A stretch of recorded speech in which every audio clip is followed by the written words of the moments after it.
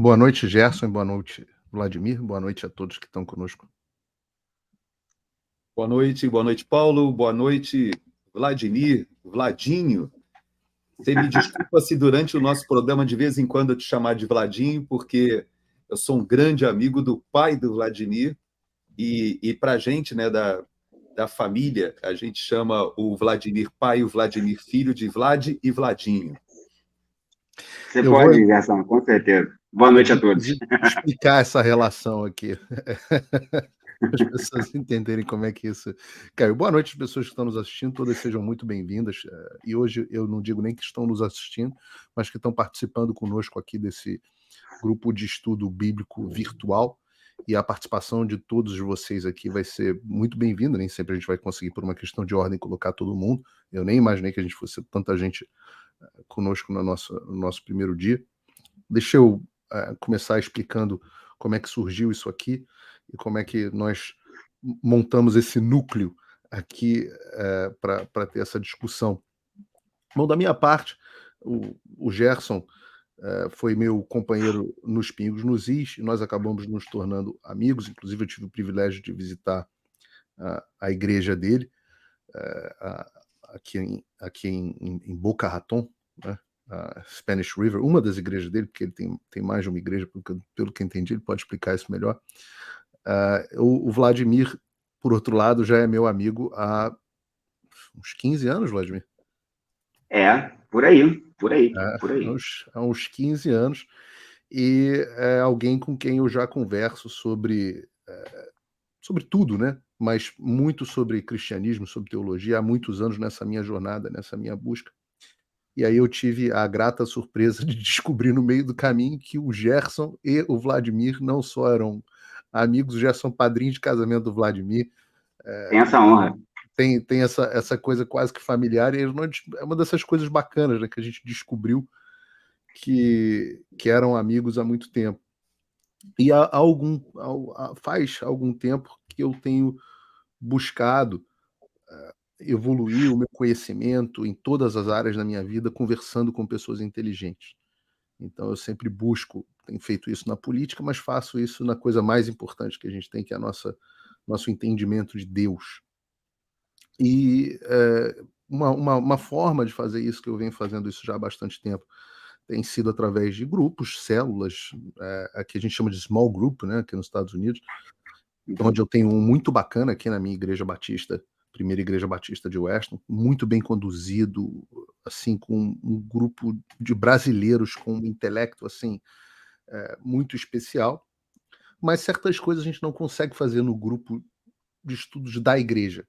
Então eu queria um ambiente mais exploratório, mais aberto, sem dogmas, com liberdade absoluta de desenvolvimento de questões.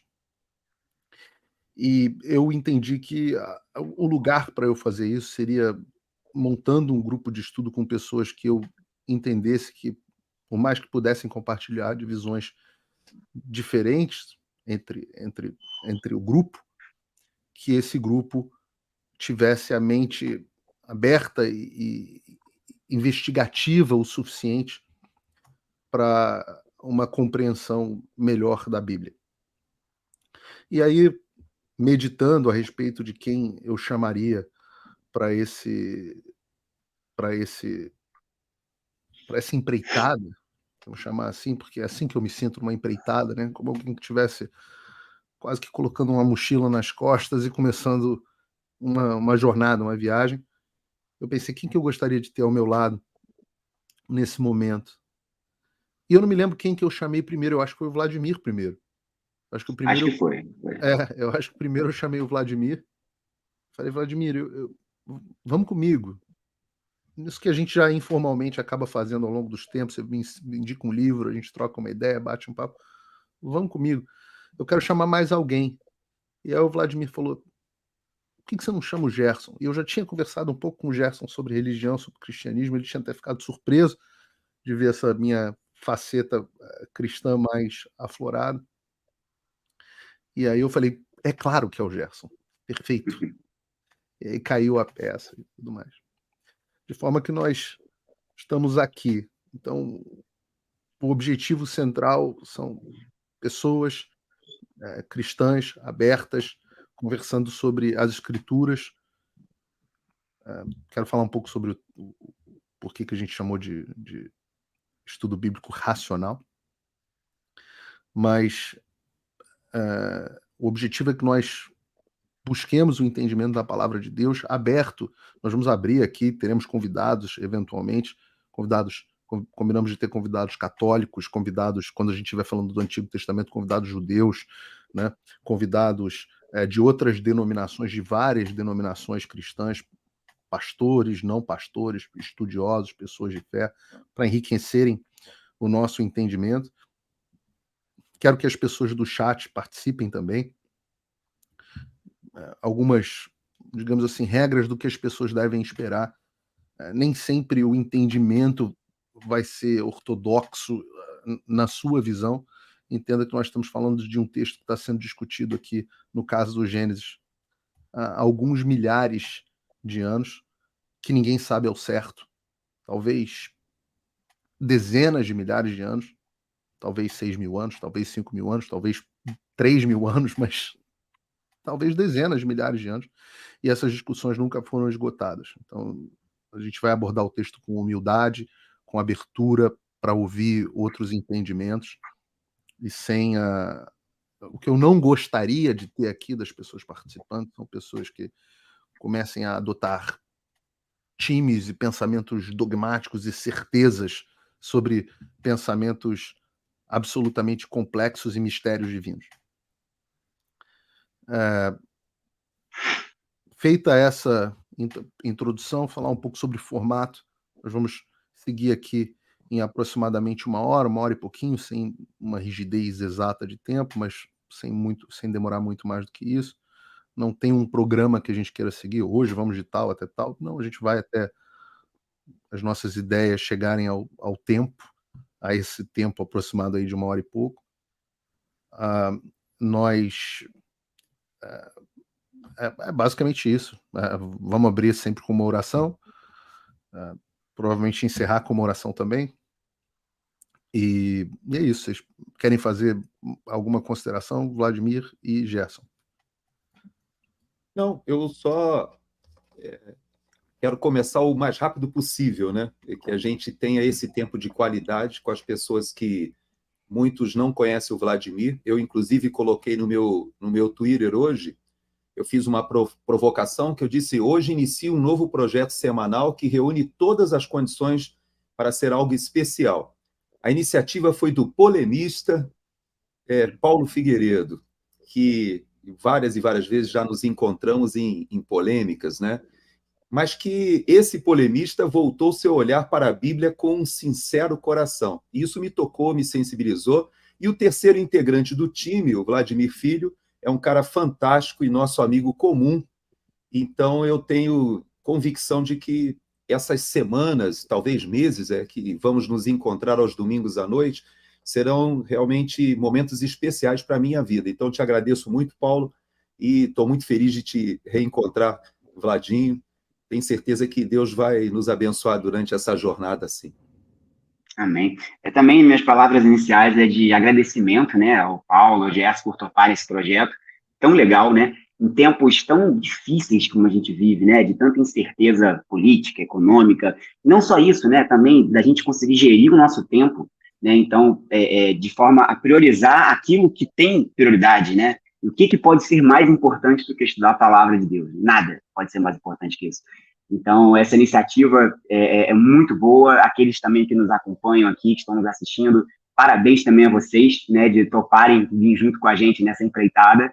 E, Paulo, eu como cristão, eu creio plenamente que o Espírito Santo conduz a vida da gente, né, em todos os aspectos. Eu não tenho a menor dúvida disso, né? E que bom que o Espírito Santo reuniu nós três aqui nessa empreitada. Eu tenho certeza que vai ser muito abençoado para as nossas vidas e para todos aqueles também que vão participar com a gente.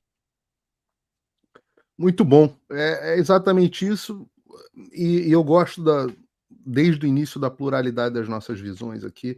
As pessoas vão ver que nem sempre, principalmente os protestantes mais literalistas, muitas vezes vão discordar da minha visão. Eu tenho uma influência na minha jornada religiosa, que não começou agora, começou há bastante tempo, o Vladimir sabe bem, eu tive influência de outras religiões, tive influência da tradição judaica, tive influência de autores não cristãos, de Jung, de Platão, de próprio Aristóteles, tive no mundo grego, tive influências na forma de entender e pensar o texto, que nós vamos confrontar aqui, mas é bom que a gente tenha a âncora na visão reformada do Vladimir, na visão calvinista do Gerson, que vão sempre nos colocar aqui com o pé no chão, e o meu lado polemista, ele é polemista em todas as áreas, então eu vou gostar de fomentar aqui boas discussões e ideias, né?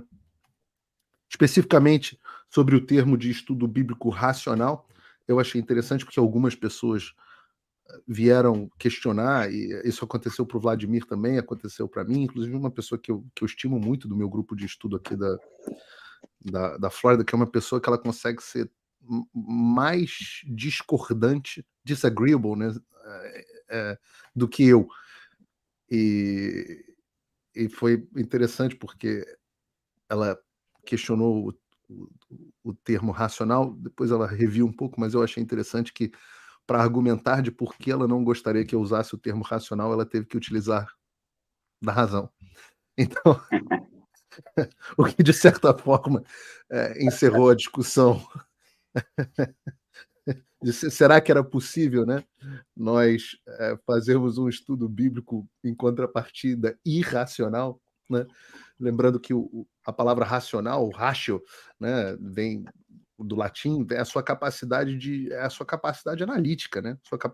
O ratio é o mesmo que você utiliza para fazer conta, é para você analisar a sua capacidade de compreender a realidade e inteligir sobre ela, né?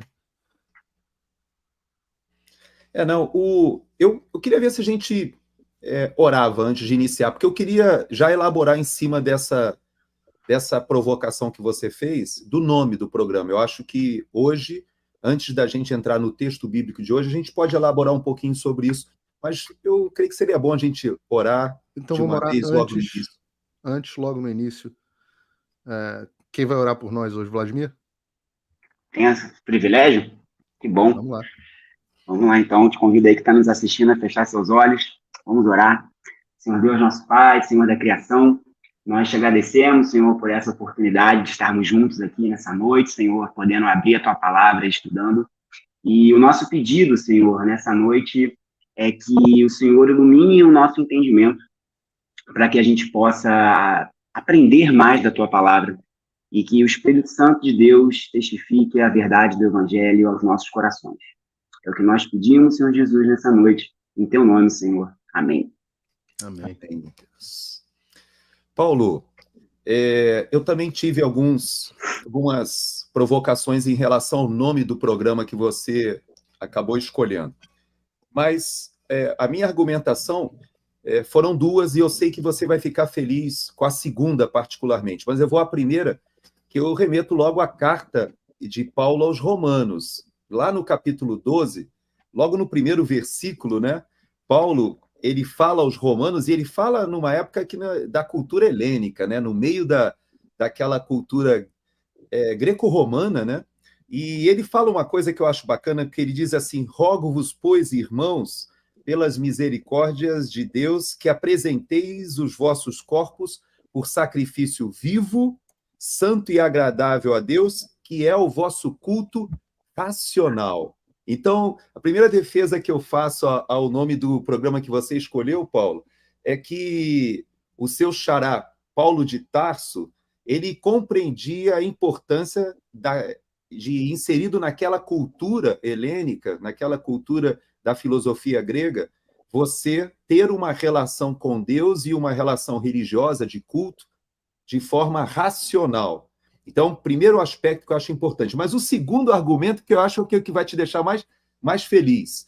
Eu creio que você, não sei se você conhece esse livro, o Vladinho acho que deve conhecer. Eu não me lembro se você já leu, eu nunca falei com você sobre esse livro. Mas é um livro Eu li Mas eu sou um grande fã do C.S. Lewis, inclusive é um dos grandes com pilares aqui do certeza. meu entendimento cristão, viu? Então, mas o que eu acho legal desse livro, e que eu achei que para você ia ser bem bacana, e para a nossa audiência eu coloco aqui, é que ele simula, né, um debate entre o C.S. Lewis e Freud. E o meu argumento, que eu sei que vai deixar você bem feliz, é que logo na introdução, quando eles falam de quem foi Freud e a influência de Freud sobre a vida do C.S. Lewis, eu vou ler só um pedacinho aqui que vai te deixar bem feliz. Porque ele diz o seguinte, ó,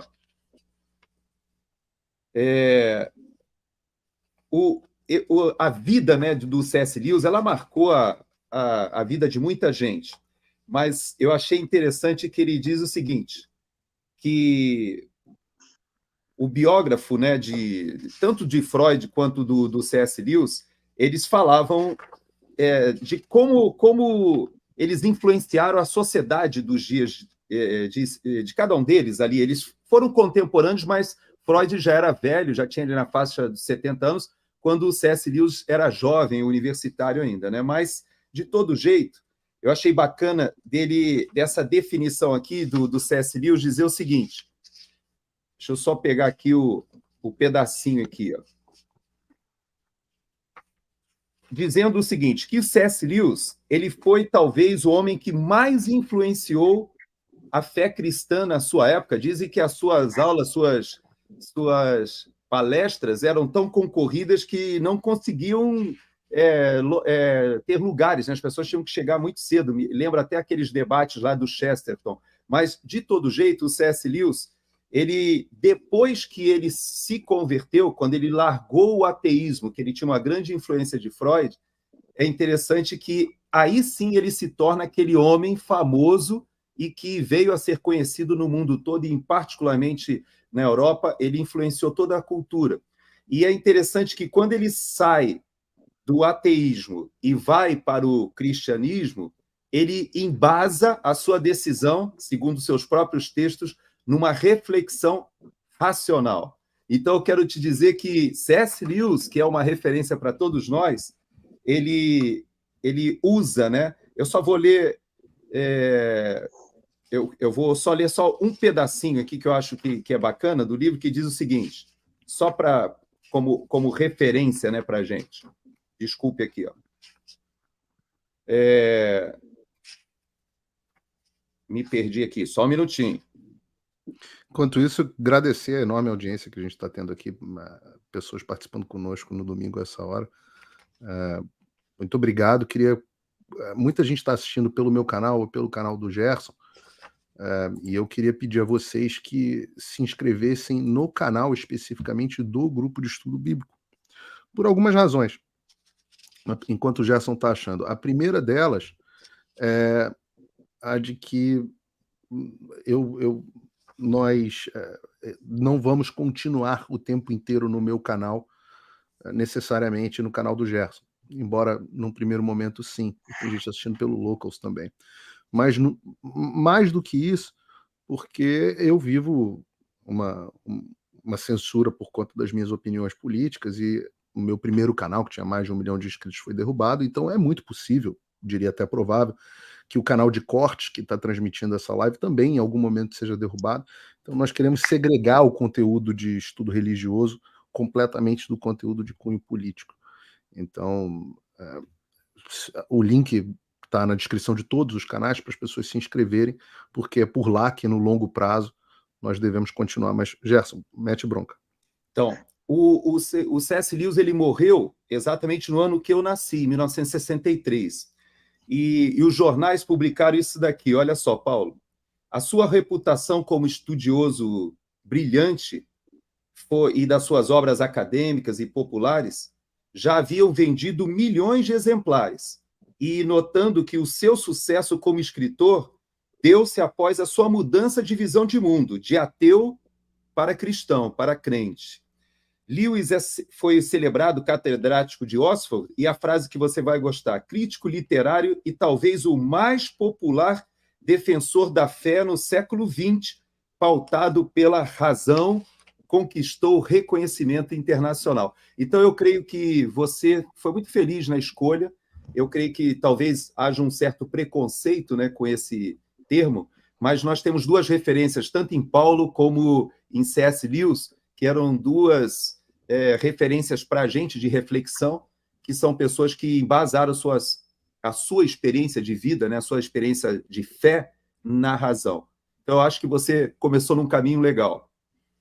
O próprio livro de Provérbios fala sobre que a sabedoria e o conhecimento, eles vêm do Senhor, né? Vêm de Deus. Eles usam o termo biná em hebraico original, que é entendimento, razão, a sua capacidade de, como eu disse, inteligir algo. Então, eu acho que a razão é muito, muito de Deus. E um ponto central que me motivou isso aqui foi o fato de que eu acho que há muita gente hoje que tem uma mente, um tipo de mente, uma personalidade mais inquisitiva, mais curiosa, pessoas que acabam caindo no secularismo porque não entendem a profundidade da Bíblia. Então, inclusive quero entrar nisso agora, na hora que a gente for falar sobre Gênesis, elas olham para o Gênesis e falam assim, pô, mas isso é um conto. Hoje a gente tem a ciência, que, poxa, explica o Big Bang, e, pô, isso não tá, nada disso está no Gênesis, pô, não tem dinossauro no Gênesis, como é que pode? Então, eu acho que pessoas que têm uma mente inquisitiva, pessoas que até uma mentalidade racional científica se sentiram afastadas de uma parte do entendimento religioso, e eu vi que ao longo da minha jornada profissional, várias dessas pessoas vieram até mim e falaram, Paulo, a forma como você aborda o texto me tocou, eu nunca tinha ouvido as coisas que você me fala.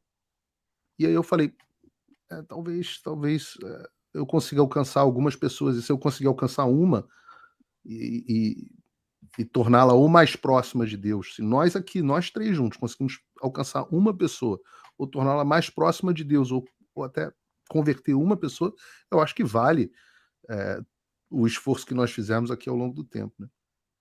Com certeza. Deixa eu só fazer mais um adendo nessa parte para a gente poder avançar, porque eu também estou doido para entrar no texto bíblico, mas o Gerson citou C.S. Lewis e Paulo, né? Eu vou dar então a cartada final e vou citar o Senhor Jesus.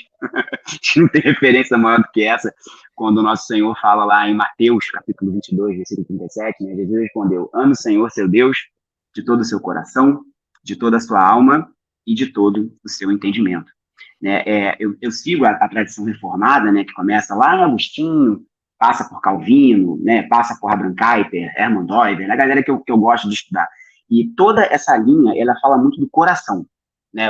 O hebraico, leb, né, que é a noção de coração no Antigo Testamento, ele não é o coração como a gente está acostumado no mundo moderno, de sentimento. Né? Já partiu meu coração. Não é essa a ideia. É a ideia do coração como o centro do ser humano, né? Como o self, né? o seu eu. Né? Tudo que converge no centro do seu coração. Então, eu entendo que às vezes as pessoas já estudam bíblico racional e já pensam, poxa, mas não tem oposição de fé e razão, esse tipo de coisa, né? Que é um pensamento muito secular, recente nosso, né? Que a gente tende a separar as coisas, quando na verdade a razão, a emoção, o desejo, tudo vem do coração. Então, na verdade, só existe oposição entre fé e razão num coração que está desalinhado, porque essas coisas vêm todas do mesmo centro. Né? Então, eu até, antes aqui da live, eu mandei uma frase ali para o Paulo, né, que, dizendo o seguinte, mais ou menos isso, né, a imaginação, o desejo e a razão são três irmãos que andam de mão dadas, né, são inseparáveis e moram todos no mesmo lugar, chamado coração.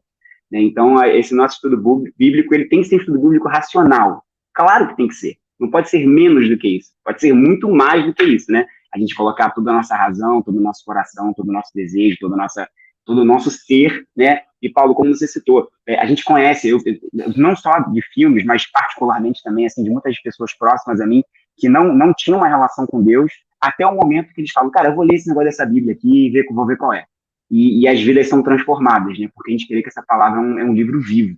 Né? Tem até uma dica para os nossos amigos que estão nos assistindo, até na Prime Video, não sei se vocês conhecem esse filme, chamado The Case for Christ, Em Defesa de Cristo, né, do Lee Strobel, que era um jornalista, né, de Chicago, se não me engano, em que ele tenta provar para a esposa que a esposa se converte ao cristianismo, né? Tem uma situação, a filha dele quase morre engasgada, e uma enfermeira salva a menina, a enfermeira era cristã, né? E aí começa a falar de Jesus para a esposa se converte, e ele, que era já um jornalista renomado e tudo mais, parecido com o nosso amigo Paulo aqui, já tinha ganhado vários prêmios, etc. E ele decide provar para a esposa dele que esse negócio de cristianismo é mentira, que tudo é balela, que ela está entrando numa furada, e aí começa a provar que a ressurreição nunca existiu, que a ressurreição era um mito. Só que nesse caminho, ele começa a investigar, roda os Estados Unidos, viaja, entrevista um monte de pessoas, e no final ele se converte, e hoje em dia ele é um pastor. Então, a gente não tem que ter medo, né, de usar toda a nossa razão e entendimento para as escrituras. Escreve um livro que se tornou um dos maiores best-sellers da história, e na verdade virou uma série de livros, né? Ele depois fez Caso para Deus, O Caso para Cristo, não sei como é que chama em português a série de livros. Aqui no Brasil, na Prime Video, ficou Em Defesa de Cristo, mas eu não sei exatamente também o nome do... na Prime Video. O The Case, né? É como se você estivesse num tribunal defendendo o caso. Né? E eu queria começar então, gente,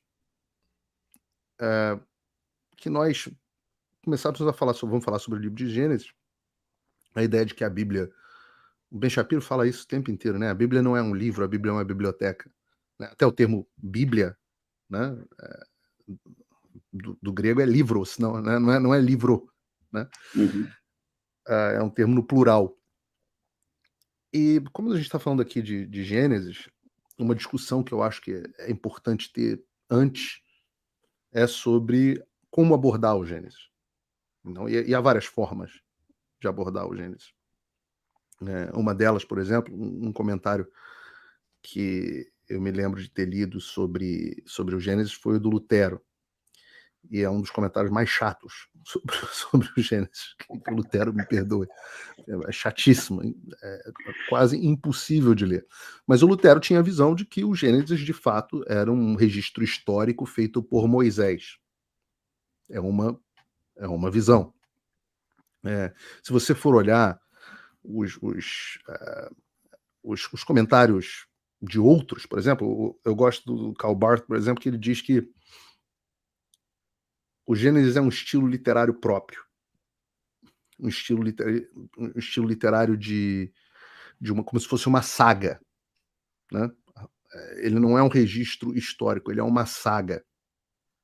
Tem outros rabinos, Rabino Rashi, que é um comentarista bíblico famoso, judeu, tem o Maimônides também, o Guia dos Perplexos dele, que dizem que tem essa visão dos Gênesis como uma saga mitológica. O Robert Barron, católico, bispo católico americano, chama de poesia teológica para a revelação da verdade. Mas o fato é que uma das formas, cada livro da Bíblia tem o seu, sem dúvida nenhuma, o seu estilo literário, né?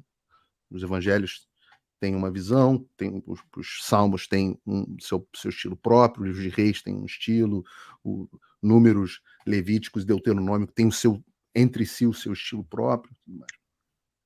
E eu posso dizer para vocês que eu nunca enxerguei o Gênesis, assim como esse que eu citei, eu nunca enxerguei o Gênesis necessariamente como um relato histórico.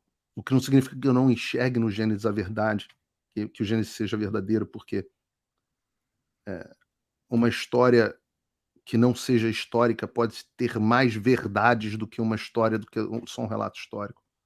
Porque quando você consegue condensar verdades transcendentais dentro de um texto, que eu acho uma boa hipótese que ele tenha sido condensado pelo povo judeu depois do Êxodo, mas que ele de fato represente uma tradição que vem desde o princípio dos tempos, desde a criação do homem, e que foi transmitida oralmente e condensada ao longo do tempo.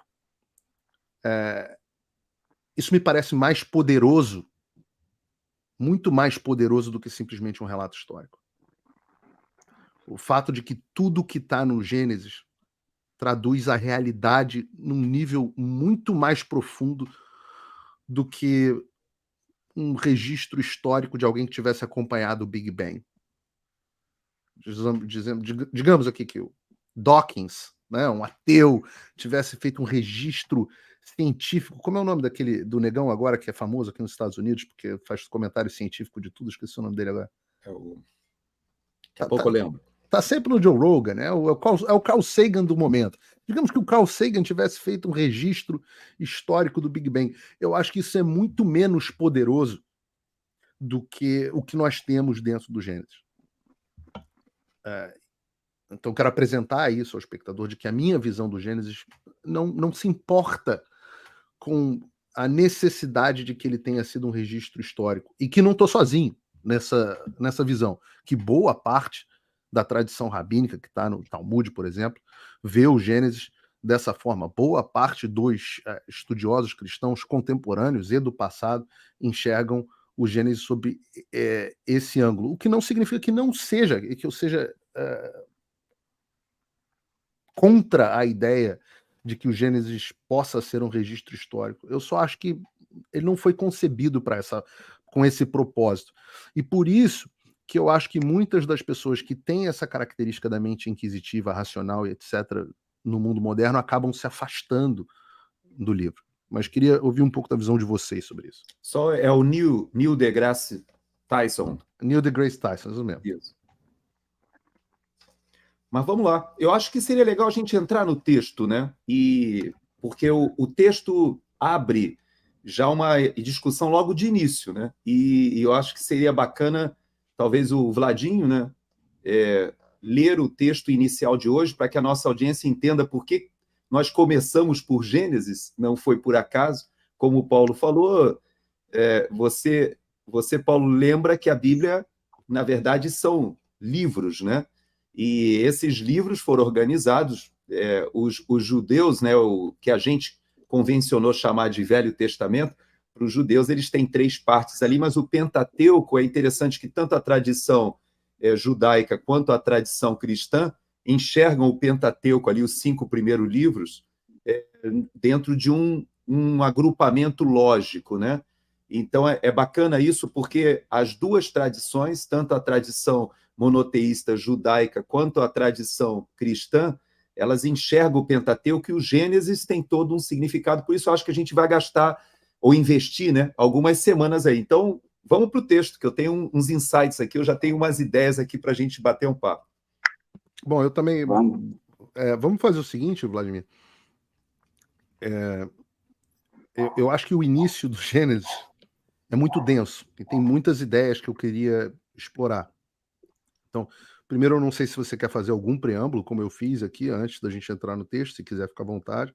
Segundo, quando você lê, vamos, pelo menos agora, no princípio, me perdoem o termo, vamos versículo por versículo, e a gente vai explorando juntos. Tá, você prefere então que a gente leia versículo? Eu tinha pensado de ler o relato da criação e depois voltar. Você prefere que a gente pare no primeiro versículo? Vamos versículo por versículo, porque esse tem muita coisa que eu penso sobre cada um desses pedaços. Tá. E eu quero ouvir vocês. Então, vamos explorar aqui. Tem muita... O Gênesis 1 é carregado de um significado demolidor para a história da humanidade. Sim. Então, eu acho que vale a pena nós... Tá, eu vou ler então... Se você quiser fazer algum preâmbulo sobre visão de bíblica, de livro, etc., já que a gente está se apresentando aqui. A sua fala, a gente puxou tantos pontos aqui que eu acho que a gente teria que ter umas 700 horas de live para a gente poder debater isso tudo, né? Tem tanta coisa boa que você puxou aí. Excelente. Eu tenho vários assim, comentários, sim, mas eu acho que é legal. Vamos no texto. Eu vou ler, porque o Gênesis 1, né, o relato do começo, mas o próprio capítulo 1 também tem subdivisões, né, e a gente chama de, assim, a apresentação do cenário é o versículos 1 e 2, né, então eu vou ler aqui na Nova Almeida Atualizada, é a tradução que eu uso, e só um parênteses, tá, assim, a gente está falando sobre o estudo bíblico, né, eu acho, a gente não combinou de falar isso aqui não, mas eu acho importante dizer, para quem está nos ouvindo, é fundamental você ter uma Bíblia de estudo. É muito bom que você tenha uma Bíblia de estudo, eu acho que é muito legal, né? aí nos Estados Unidos, eu sei que tem diversas aqui no Brasil também. Eu vou só dar a dica assim, da que eu uso, né, que é essa aqui, a Bíblia de Estudo, opa, saiu aqui, NAA, publicada pela Sociedade Bíblica do Brasil, maravilhosa. Só uma dica aí, que se você estiver procurando, né, uma Bíblia para você estudar, essa é muito boa. Então vamos lá, Gênesis capítulo 1, eu vou ler os versículos 1 e 2, na Nova Almeida Atualizada, diz assim: no princípio, Deus criou os céus e a terra. A terra era sem forma e vazia. Havia trevas sobre a face do abismo, e o Espírito de Deus se movia sobre as águas. Né? Talvez aí os versículos realmente mais importantes da história da humanidade. Só de comentários, assim, eu não vou nem entrar tanto, Paulo, no que você trouxe, mas só assim, antes da gente poder avançar sobre o texto, eu queria fazer só rapidamente assim, alguns apontamentos bem objetivos, né, sobre o livro em si, né, de Gênesis, que a gente começou a ler aqui. Né, o Paulo já citou, né, a questão da autoria, a tradição tanto judaica quanto cristã remete a Moisés, né? Moisés não diz assim, esse livro foi escrito por Moisés, não tem o nome de Moisés no Gênesis, mas a tradição, e a gente pode falar mil coisas sobre isso aqui, né? A data que o livro foi escrito, né? Entende-se que Moisés escreveu esse livro no contexto do Êxodo, né? Então, e tem duas datas prováveis para o Êxodo, né? Alguns estudiosos colocam o Êxodo, cerca de 1.400 anos antes de Cristo e outros 1.200 anos antes de Cristo. Então, tem essas duas datas prováveis, eu particularmente acho a data mais antiga melhor, mas enfim. Então, nesse contexto aí, então, essa literatura está situada no segundo milênio antes de Cristo. Isso é muito importante para a gente poder compreender esses pontos que o Paulo trouxe, se o livro é um livro histórico ou não é, né? Se a gente pode ler o relato da criação como um relato científico ou não. Essa informação já é muito importante. Estamos falando de uma literatura de 2.000 anos antes de Cristo, né? Dentro do contexto do Oriente, do Antigo Oriente Próximo, né? E que estamos falando sobre isso, né? Isso pega a região conhecida como Mesopotâmia, Egito, né? O Levante, que seria hoje, né? Israel, Palestina, Síria, essa região do mundo que está sendo citada nessas histórias, né? Então, a data, a autoria, o local, o propósito, né? É um livro escrito para um povo que estava no deserto, né, saindo de um período de escravidão, né, o povo de Israel, né, ainda não se chamava Israel, o povo hebreu tinha ficado 400 anos no Egito, né, escravizado, está saindo, tem todo o contexto do Êxodo. Então, é um livro que tem esse público, né, em mente. Isso também é muito importante para que a gente saiba com quem o autor do livro está dialogando, né? Ele não está conversando com uma plateia de cientistas, né? Ele está contando as histórias para um povo que está no deserto, nesse contexto, né, saturado da mitologia, da religião, dos costumes egípcios, né? O povo ficou 400 anos ali e absorveu muita coisa. O livro do Gênesis em si, a gente pode dividir ele em duas partes, do capítulo 1 ao capítulo 11. São as origens antes de Abraão, né? A conversa que nós estamos tendo é nesse ponto. E a parte 2 do livro, que vai dos capítulos 12 até o final, é a chamada história dos patriarcas. E todas aquelas histórias maravilhosas que a gente conhece tão bem, né? E só para a gente fechar esse preâmbulo aqui, né? Lembrar, né, rapidamente assim, dos principais personagens que são citados no Gênesis, né? Começa ali com Adão e Eva, a história de Caim e Abel, né? O filho que vem depois, Sete, né? E a linhagem continua por Sete. Aí passa para Noé, e tem toda aquela história do dilúvio, né? Noé e seus filhos, né? Sem, Cã e Jafé, a maldição de Canaã, toda aquela história. A história segue por Sem, né? E aí nós temos, então, Tera, Abraão, Sara, né? E aí vem todas as histórias que vão chegar lá em José, que vai para o Egito, né? José e os seus 12 irmãos. Então, a gente vai entrar no texto aqui, mas, Paulo, você vê só por citar isso, né? Quantas histórias riquíssimas, né? Eu acho que Gênesis é como se fosse aquela acho que é boneca russa que chama, né? Que você vai tirando e vai tirando, e tem uma por baixo e vai tirando, porque tem tantos níveis de profundidade de cada palavra que está no texto, né? Nada que está nesse texto aqui é supérfluo. Nenhuma expressão, nenhuma palavra, nenhuma construção.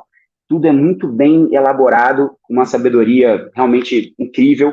E, enfim, sou suspeito para falar que eu amo esse livro do Gênesis. Então, vamos lá. Eu tenho uma pergunta para vocês nesse sentido aí, em relação ao que o Vladimir está fazendo. Vocês enxergam, nesse contexto, caso Gênesis tenha de fato sido escrito por Moisés em, digamos, 1400 a.C., vocês enxergam que houve uma narração para ele como um anjo, como por exemplo, o livro dos Mormons entregue para ele, ou algo como o Corão para Muhammad? Como é que vocês enxergam que isso aconteceu? Como é que isso teria acontecido? Porque, para mim, Moisés codifica uma tradição oral, que era a forma como os povos se comunicavam. Então, Moisés, na verdade, repete uma história que todos eles já ouviam desde então. Por isso que eu digo que a história, falei 6.000 anos, que seria uma ideia aproximada da idade do povo judeu, mas poderíamos estar falando aí de dezenas de milhares de anos desde o primeiro Homo sapiens, digamos assim. Então, como é que vocês imaginam que isso tenha acontecido?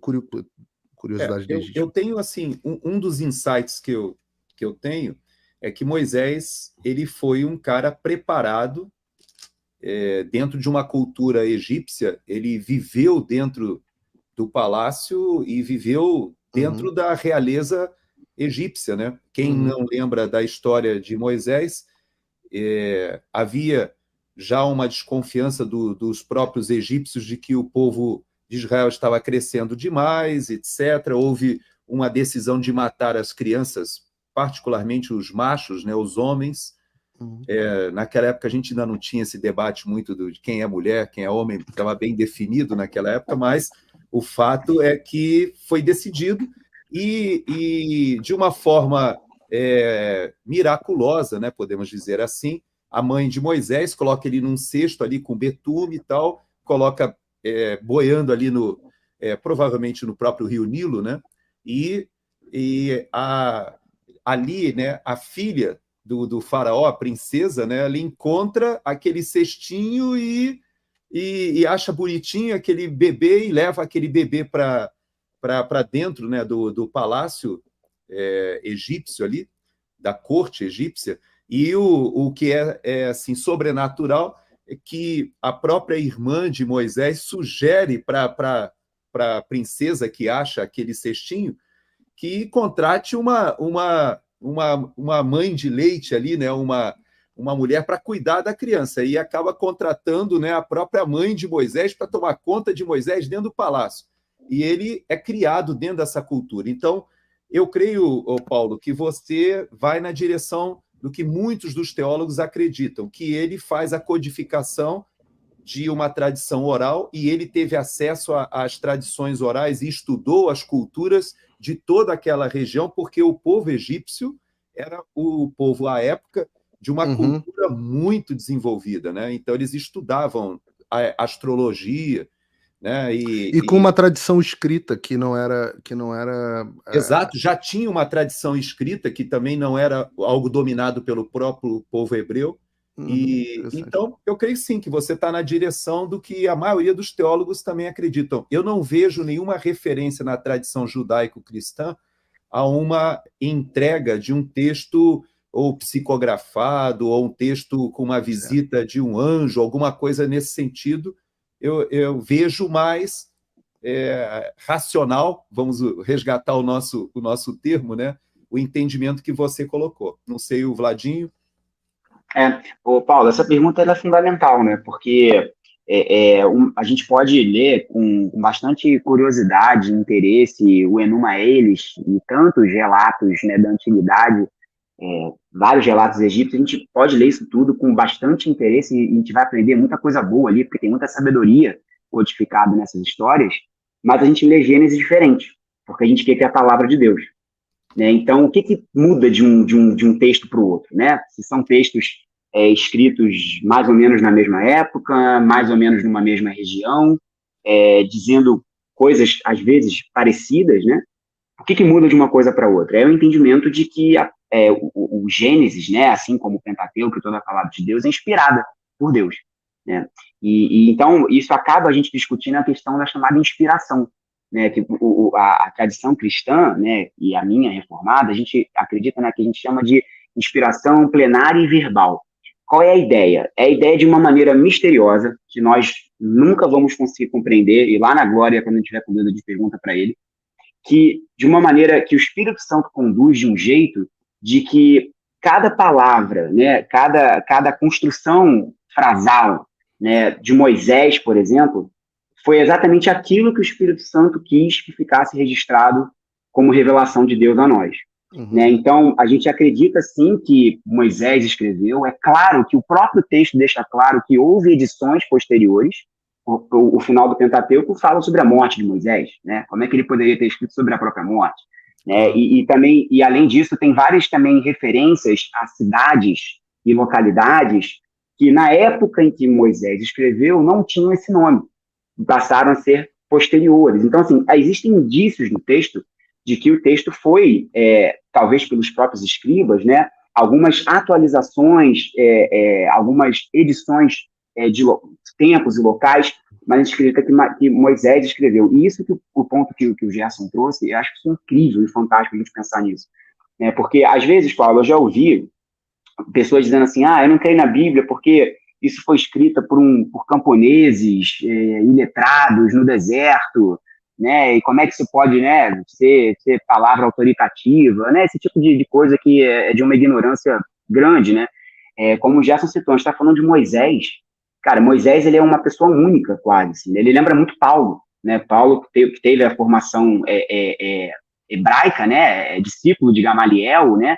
E se converte à fé cristã e consegue juntar esses dois mundos, né? De uma maneira incrível.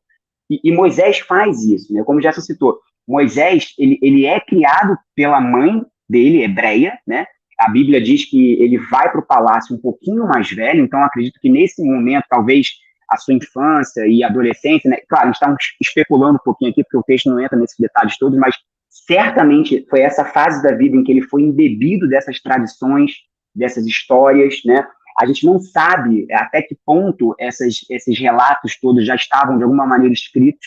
A gente não tem registro disso, né? Então a gente não tem como saber se Moisés apenas recebia relatos orais ou se isso já estava escrito de algum tipo de fonte. Eu sei que ele aprende dessa tradição hebraica, ele vai para o palácio, ele bebe da Nova York da época, né? E a gente percebe isso no texto, porque isso é um ponto, Paulo, muito legal, voltando àquela primeira indagação que você fez para a gente. É muito importante a gente ler Gênesis em diálogo e antítese com a literatura da sua época.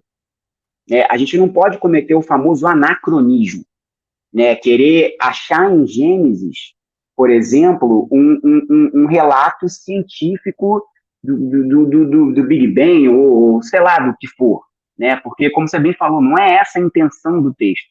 Né? Então, a melhor maneira que a gente tem de compreender o Gênesis é lê-lo naquilo que ele tem de similar e naquilo que ele tem de muito diferente da literatura produzida à sua época. E Moisés, morando no palácio, né, sendo criado como o filho da filha de Faraó, portanto, um príncipe do Egito, ele certamente teve acesso, né, a essas cosmogonias, né, acesso à literatura egípcia, ao Código de Hammurabi, certamente, né, porque a gente vai ver paralelos disso na lei lá na frente, né, tanto no Levítico, principalmente no Deuteronômio, os tratados de suzerania e titas, o Deuteronômio é muito parecido com o que era feito naquela época. Então, esse é um ponto muito legal para a gente saber. Enriquece demais a nossa interpretação do texto, a gente entender que esse texto de Gênesis, ele não caiu assim, bum, né? Ele caiu assim, um negócio que Moisés achou, nossa, isso foi construído, né? E foi construído com todo o intelecto, com toda a história e com tudo aquilo que Deus permitiu que Moisés vivesse, e lá quando ele já era um ancião, né? Porque vamos lembrar que todo o relato das 10 pragas e tal, Moisés já é um idoso, ele não é mais nenhum jovenzinho, né? Que ele foge do Egito, fica 40 anos lá no deserto, em Midian, pastoreando, e aí encontra com Deus na sarça ardente, aquela história linda. Então, assim, vamos chegar lá, né? Deus conduziu, né, a vida de Moisés de uma maneira em que ele estava numa posição única, né, capaz de dialogar com o que estava acontecendo ao seu redor, vamos dizer assim, estava plenamente atualizado, né, do que estava rolando na sua época, e consegue, então, porque, só para finalizar, eu também não quero monopolizar a palavra, a gente tem que entender que Moisés estava escrevendo para um público, né, o público hebreu ali no deserto, que vinha embebido das tradições egípcias. Então, por exemplo, esse relato que a gente vai lendo na frente, né, da serpente, por exemplo, a serpente é uma figura extremamente comum em toda a visão de mundo egípcia. Quando Moisés escreve sobre a serpente, o povo que estava ouvindo entendeu o que ele estava querendo dizer, porque ele já estava embebido naquilo ali. Né? Então, quando a gente citou aqui, né, a terra era sem forma e vazia, havia trevas sobre a face do abismo, as pessoas conheciam os relatos da criação que falavam sobre o caos, né, que falavam sobre deuses da ordem do caos brigando na criação do mundo. E aquilo ali estava no contexto. Então, quando Moisés escreve para esse povo, o povo entendeu o que ele estava dizendo, houve comunicação, né, e que é um esforço que nós temos que ter hoje, porque nós estamos a milhares de anos de distância desse texto, um texto escrito em hebraico, uma língua que nenhum de nós fala, né? A gente fala português, fala inglês, fala espanhol, o hebraico tem toda uma sintaxe diferente, tem toda uma gramática diferente, né? Tem todo um lexo diferente. Então, assim, a gente tem que fazer um esforço da gente voltar, né? Se teletransportar, digamos assim, para aquele contexto, para aquela época, para a gente poder entender o diálogo que está acontecendo, né? É como se alguém daqui a 200 anos achasse o nosso WhatsApp ali e fosse ver a nossa conversa, né, do que a gente está conversando, do que a gente está falando, e a pessoa talvez tivesse um pouco de dificuldade de entender as diferenças que a gente está fazendo, porque são coisas que nós estamos vivendo, né, e talvez alguém lá na frente teria dificuldade de entender o que a gente está conversando. É exatamente esse esforço que a gente tem que fazer. Eu acho isso interessante, porque a tradição oral, e isso é uma coisa que as pessoas às vezes têm dificuldade de compreender, e eu demorei muito para entender que os povos não letrados não eram estúpidos, eles simplesmente eram não letrados, e por não serem letrados, eles tinham que ter a capacidade da tradição oral muito mais desenvolvida que nós temos. Então, hoje, nós, para levar esse contexto adiante, hoje você e eu, Vladimir, a gente não sabe o número de telefone de ninguém. O Gerson, que é um pouquinho mais velho que a gente, ele deve ter um monte de número de telefone que ele lembra até hoje, porque ele precede a época do celular que você apertava a carinha do Vladimir e ligava para ele. Então, cada vez mais o nosso cérebro se molda às suas necessidades. E conforme nós vamos deixando de ter necessidade da preservação da tradição oral, né, e a escrita dá mais precisão, mas ao mesmo tempo nos destreina para a preservação da tradição oral, isso muitas vezes as pessoas pensam que quem conta um conto aumenta um ponto. Sim, isso na nossa forma, na forma deles, era absolutamente fundamental para a sua sobrevivência como civilização, de que você fosse absolutamente preciso na sua tradição oral. E ao longo de milhares e milhares de anos, eu acho que o Espírito Santo agiu dessa forma, ao longo de milhares e milhares de anos, essa condensação nesse texto que não tem uma vírgula sobrando. E para mim, que acabo, de certa forma, sendo um escritor, é invejável, porque o melhor texto é aquele que não tem nem um milímetro de gordura. Ele é absolutamente perfeito na sua... Agora, dentro dessa tradição toda e dessa mistura que o Gerson colocou, o que eu acho interessante é que o livro tem o aspecto absolutamente revolucionário do ponto de vista de cosmovisão, né? Quando você começa esse próprio termo, o Bereshit, né? O princípio, a ideia de que existe um criador fora do tempo. O que vem antes do Bereshit? Nada, o Bereshit é o princípio. Então Ô, Paulo, se a gente cortar, você percebe que o texto ele tem uma cosmogonia, mas não tem uma teogonia. O que eu estou traduzindo para o bom português? O texto diz cosmo, né, mundo, gonia, início. Ele tem um relato do início do mundo, mas ele não tem um relato de como é que Deus surge. Isso, é exatamente o que você está dizendo. Não tem uma teogonia, não tem um relato de como é que Deus surgiu. Por quê? Ele já falou. É o único. Porque Deus é eterno. Exatamente. Se você for pegar toda a tradição de todos os povos, o termo de teogonia é mais usado para a tradição helênica e romana, mas vale para qualquer criação de um povo, de uma divindade, né? De uma divindade de um povo. Você tinha deuses repletos, né, em todo o mundo antigo, que eram parte da criação. Então, as pessoas adoravam o rio, o mar, um boi, um bezerro, uma serpente, metade jacaré, metade não sei o quê, né? Tudo que estava, o sol, a lua, os astros, tudo que estava criado era a divindade. E todos eles tinham a sua teogonia, todos eles tinham a sua história de criação. E, no entanto, Moisés vem com essa tradição, com essa visão absolutamente divergente e inovadora para a época, de um YS, um ser em si mesmo. Um ser que não foi criado. E de um mundo criado, que a gente chama hoje de ex nihilo, né? De um mundo criado do nada. E isso simplesmente não existia na época. Então, mesmo com toda essa tradição, né? Esse Elohim, o Deus, né? O poderoso, que aparece logo na primeira frase, e eu quero falar um pouco sobre as águas, sobre o caos, sobre a profundeza, porque eu acho que tem um significado psicológico profundo, mas eu queria dividir antes e debater isso com vocês, essa questão do quão revolucionário é um Deus, que ele é o Criador, e ele está acima da natureza. Eu quero falar um pouco sobre essa visão também. Então, alguns insights que eu queria dividir com vocês, que eu acho que são introdutórios. Esse nosso primeiro encontro, eu creio que é importante a gente colocar algumas bases, né, alguns fundamentos. Primeira coisa, que o que existe assim de muito excepcional na Bíblia é isso que você falou, Paulo, é essa conexão de livros escritos numa distância temporal gigantesca por autores diferentes, mas que tem uma unicidade impressionante. Então, um dos aspectos que eu creio que é básico, nós não vamos elaborar em cima disso hoje, mas eu gostaria de compartilhar com a nossa audiência, é que eu vou colocar Gênesis 1:1, né?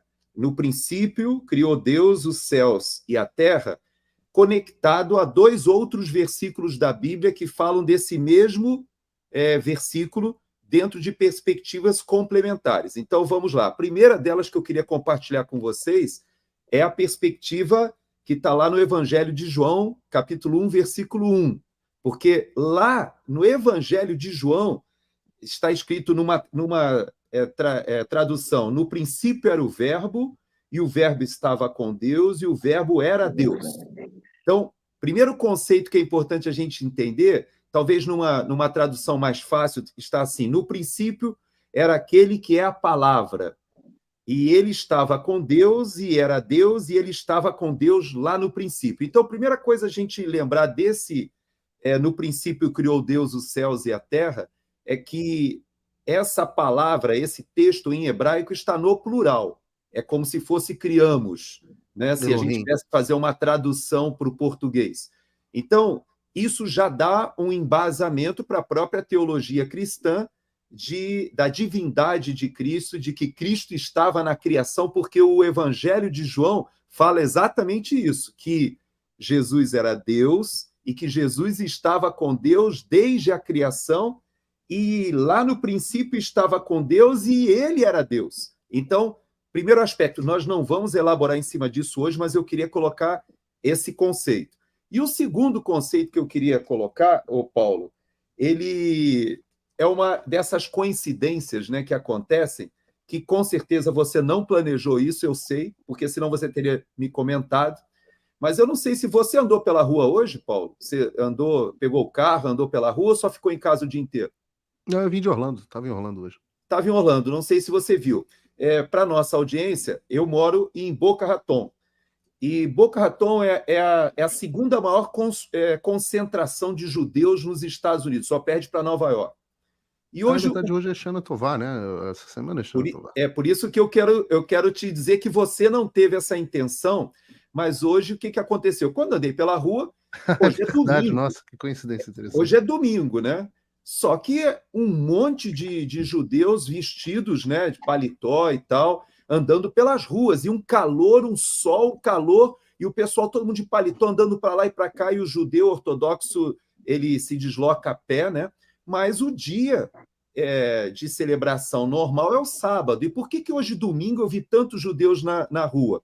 Porque hoje é o Rosh Hashanah, que seria a tradução em inglês, que é o Ano Novo Judaico.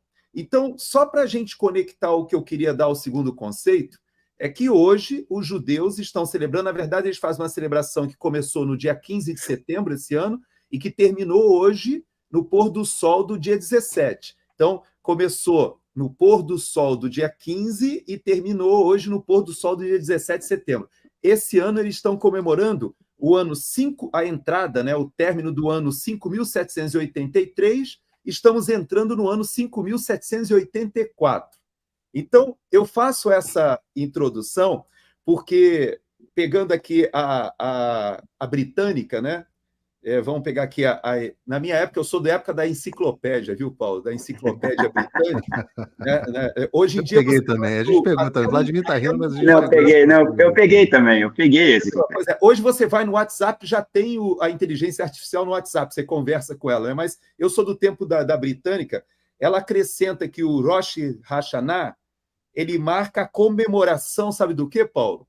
Da criação do mundo. Então, você vê que você não teve a intenção, nós começamos o nosso programa exatamente no Ano Novo Judaico, no Rosh Hashanah. Era para a gente ter começado semana passada, não ficaram prontas as artes, e a gente começou essa semana o simbolismo da ação do Espírito Santo. Exatamente. Se a gente fosse pentecostal, já estaria dando glória a Deus aqui, aleluia. Eu já estava todo arrepiado aqui, ó. Então, mas eu tenho o meu componente pentecostal também. Pois eu sei que você... Temos que ter. Temos que ter. Agora, deixa eu só colocar o segundo conceito antes de passar. Aproveitando que hoje é o Ano Novo Judaico, eu queria colocar, Paulo, o versículo do Salmo 90, que é o único salmo escrito por Moisés. Então, o único salmo que a gente tem de registro que é atribuído a Moisés, nesse salmo, olha o que ele escreve.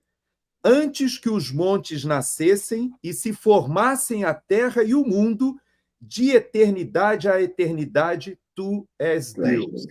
Então, você percebe que existem dois conceitos importantes que a gente está colocando aqui, ligados a Gênesis 1:1. O primeiro é a presença de Cristo na criação, que é um conceito que vai ter conexão com a tradição cristã, em conexão com a tradição judaica, mas também o próprio Moisés, quando escreve o Salmo 90, ele dá essa ideia que você falou, de um Deus que criou, mas que ele já existia na eternidade. Então, esse é um conceito, como você disse, inovador para a época e que até hoje ele talvez precise ser melhor compreendido para que as pessoas se insiram no texto bíblico, compreendendo que nós temos um referencial absoluto que está fora do nosso contexto limitado da criação, né? O ateu tem enorme dificuldade de entender isso, né? Porque ele pergunta, mas o que veio antes desse seu Deus? Eu falo, antes não existia tempo. O tempo foi criado por esse ser, né?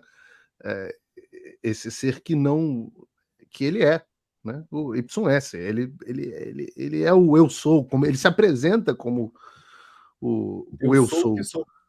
Ele se apresenta dessa forma, né? E eu acho interessante a inversão do mundo pagão, e isso faz um paralelo com os nossos tempos atuais, onde você tinha uma estrutura que eram, acima de tudo, a natureza, abaixo da natureza estavam os deuses, que controlavam aspectos do mundo natural, e abaixo, como uma espécie de brinquedo dos deuses, estava o homem. E aí você entra um liquidificador nesse tabuleiro, né? E você passa a ter Deus, o homem e a natureza subordinada ao homem.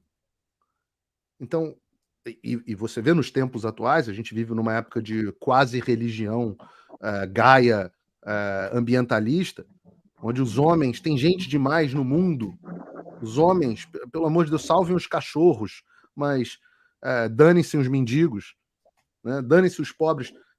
A Amazônia, dane-se a população pobre da Amazônia, não quero entrar num aspecto político aqui, mas só para entender uma mentalidade, uma subversão de uma visão cristã, onde o mais... E a gente vai entrar nisso quando entrar na parte da criação do homem, mas o mais perverso dos homens está acima na ordem hierárquica da criação ao mais doce e puro dos animais. Né? A minha namorada fica revoltada quando eu digo para ela que eu daria um tiro na nuca do último bebê panda do mundo para salvar até o Alexandre de Moraes. Então... Porque ele é criado à imagem e semelhança de Deus. Exato. É isso aí.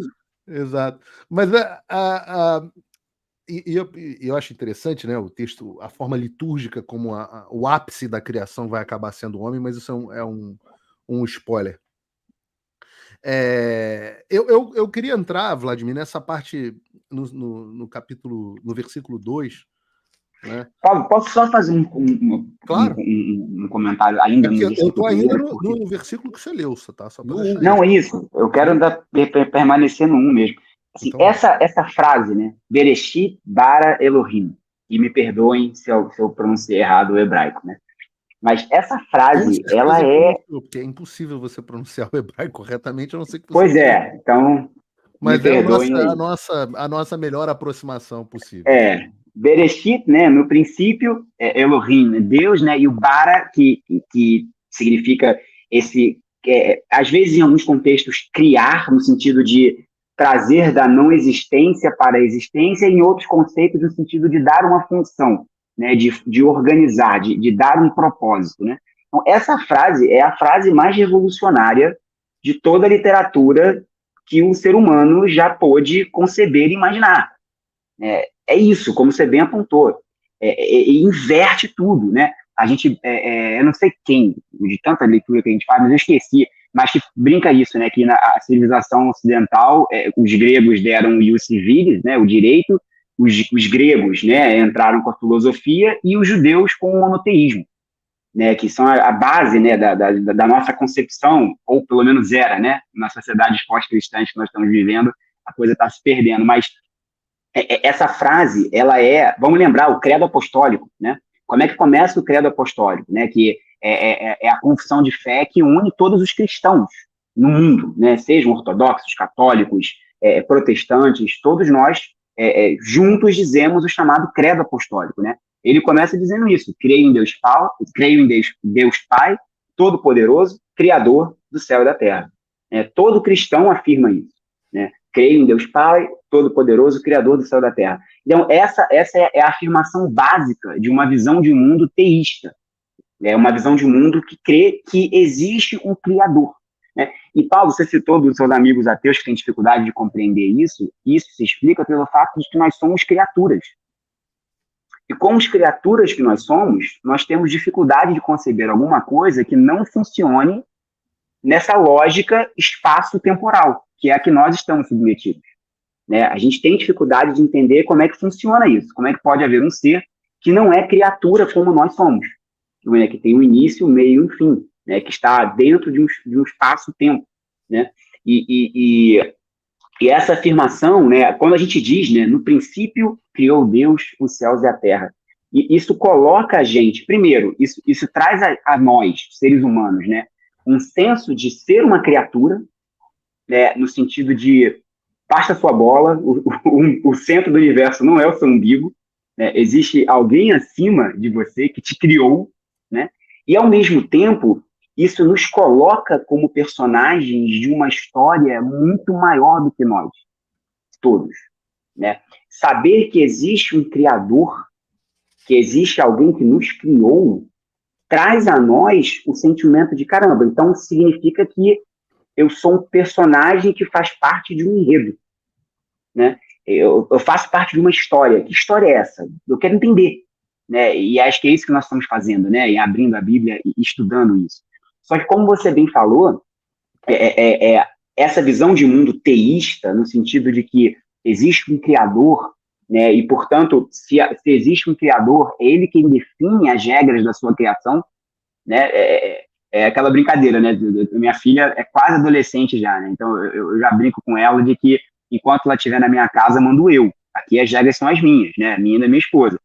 Se ela quiser, né, determinar as regras dela, quando ela tiver o dinheiro dela, a casa dela, beleza. Então, assim, se o mundo é um mundo criado por Deus, quem determina como esse mundo é e deve ser é Deus, não somos nós.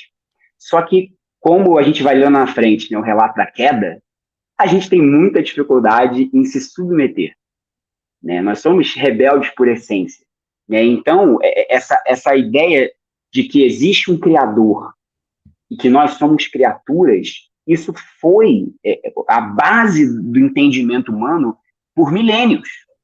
Por milênios. Hoje não é mais. Né? Hoje não é mais. Né? A gente vê a história do pensamento, né, em que o deísmo substituiu o teísmo, né, ali na Revolução Científica, e aí isso leva a um naturalismo, né, e hoje a gente vive até um pós-modernismo, né, é uma outra a salada braba, né, uma visão de mundo, muitos chamam de neopagã, né, como você falou, de divinizar aspectos da natureza, né, da realidade, e como você bem disse, no princípio criou Deus os céus e a terra, e reverte isso tudo. Começa de uma outra maneira, né? Já muda na gênese da coisa, no início da coisa. Né? Então, acho que eu leio essa afirmação inicial e o que vem a mim ao meu coração é esse, eu vou criar uma palavra aqui, né? Esse senso de criaturidade. Eu sou uma criatura, eu tenho um criador. Né? Então, isso é muito interessante para a gente pensar. Paulo, eu creio que hoje não vale a pena a gente avançar para o versículo 2. Eu creio que já estamos aí com 1h16 e eu acho que existem algumas coisas que a gente podia tentar dar um fechamento nesse versículo 1, porque ele é muito importante. Você levantou uma ideia inovadora para a época, mas até hoje, como o Vladinho falou, que reverbera e causa muita discussão. O pessoal perguntou ali nos comentários o nome do livro que eu te falei, que é Deus em Questão. É C.S. Lewis e Freud.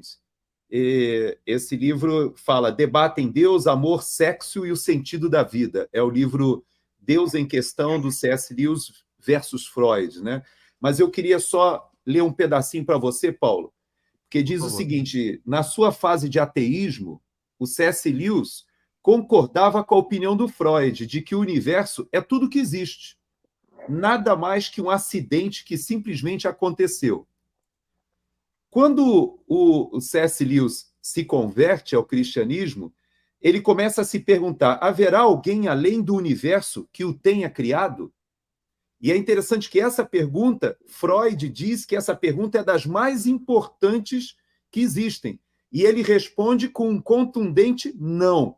Não existe nada além do universo. E segundo Freud, e eu sei que o Paulo gosta muito de psicologia, por isso que eu fui para esse livro, eu resgatei esse livro porque eu falei, o Paulo gosta dessa pegada da psicologia, ele vai para Jordan Peterson, com certeza os nossos próximos domingos vão ser fantásticos.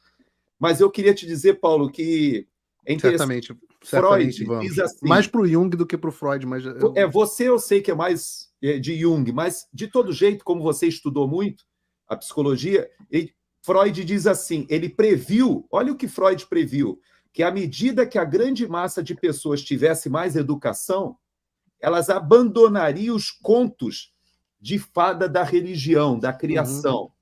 Esse que nós acabamos de ler, de Gênesis 1, na cabeça de Freud, isso era um conto da carochinha. E talvez fosse a grande divergência dele com o Jung, inclusive. Então, e o interessante é que o C.S. Lewis ele já faz uma resposta diametralmente oposta, né?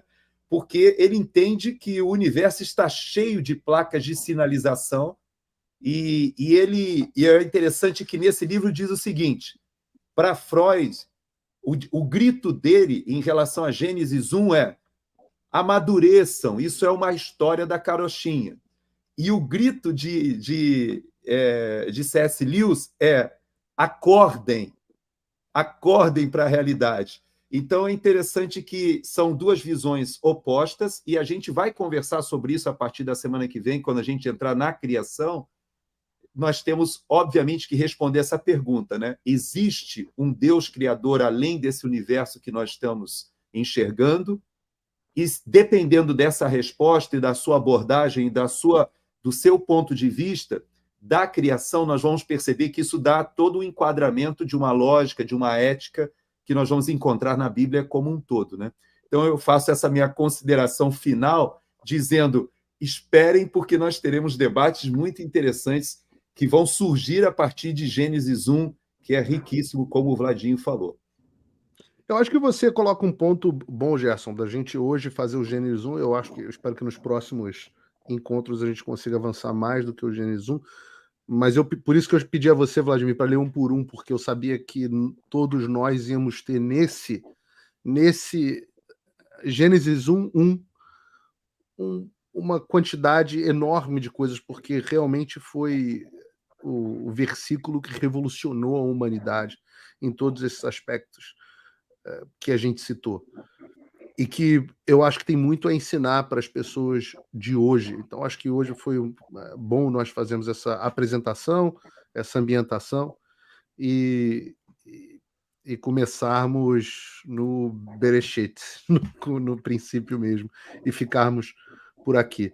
Eu tenho considerações muito interessantes do ponto de vista, inclusive, psicológico. Vocês dois tocaram a respeito de duas coisas que eu meditei muito a respeito desse versículo 2, que eu quero abordar tanto sobre a questão psicológica e a forma como nós vemos o mundo, quanto sobre a questão de ordem e caos, e o Vladimir chegou a tangenciar aqui na visão de mundo que era conhecida na época.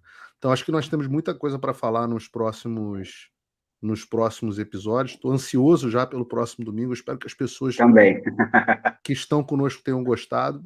Eu confesso a vocês que não tenho oportunidade de ter conversas tão ricas assim todo domingo, e mais do que isso vale para mim como professor de outras coisas também.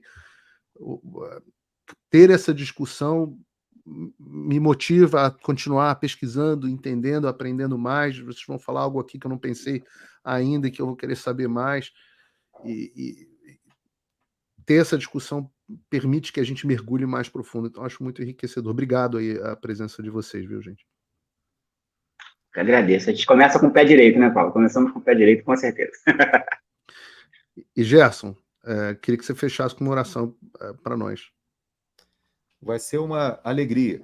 E eu já dou essa dica para você que nos acompanhou nesse primeiro episódio, que na semana que vem, quem vai abrir orando esse nosso encontro vai ser o Paulo Figueiredo. E é possível que a maioria de vocês não tenham tido esse privilégio de ver o Paulo conversando com Deus.